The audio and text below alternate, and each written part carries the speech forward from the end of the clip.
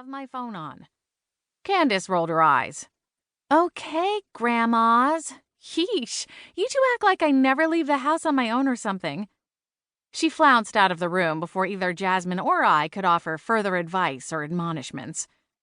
Jasmine sighed as she took Candace's place on my bed. She perched on the edge and smiled at me. You look pretty. Thanks.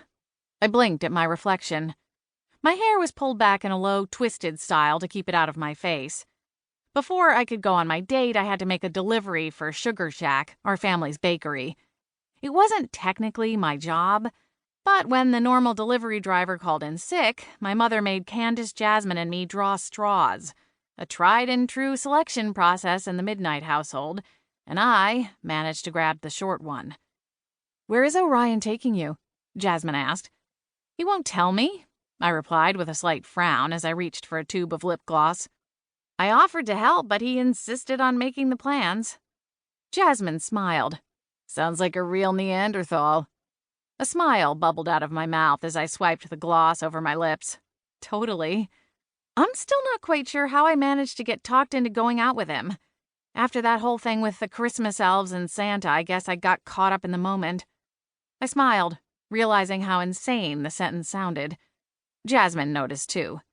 You've only been back in Winterspell for a couple of months, and already your life is far more interesting than mine. Setting the lip gloss aside, I twisted on the padded stool and faced her. Is everything all right, Jazz? Why aren't you going anywhere tonight? Surely there's something more interesting to do on New Year's Eve than sitting around here, watching Grandma Rose's favorite romance flicks till you pass out. Jasmine tried to smile as she shrugged off my question, but none of her usual warmth showed in her eyes. Hey, at least there's bottomless popcorn and a solid bottle of Merlot included in the deal. I could do worse. My heart twisted. I'm not going to tell you how to live your life, but Jazz, at some point you've got to break the ties of your old memories. Otherwise you might miss the chance to make new ones. Jasmine's jaws flexed as she looked down at her hands. I know, she said, her tone strained. Come with me tonight, I blurted. She looked up, her brows drawn. On your date? Yeah, I'm sure Orion would love that. I flapped my hand. It's not like it's even a date anyway. One of her brows peeked into an arch. Well, I mean, at least I don't think it is, I added. I'm 30 years old. Why does it suddenly feel like I'm going to a high school dance or something? Jasmine laughed softly. Because you're being stubborn and refusing to admit you might kinda, sorta like the guy? Grinning, I shook my head. No, that doesn't sound right. Our dad, James Midnight, appeared in the doorway and rapped his knuckles against the wooden doorframe. He wore a navy suit, likely the only suit he owned, with a white shirt and silver and blue striped tie. Evening, ladies. Whoa, Dad, you look all snazzy, Jasmine said. Bring me a doggy bag with something chocolate, will ya? Dad laughed. I'll see what I can do. Are you staying in tonight?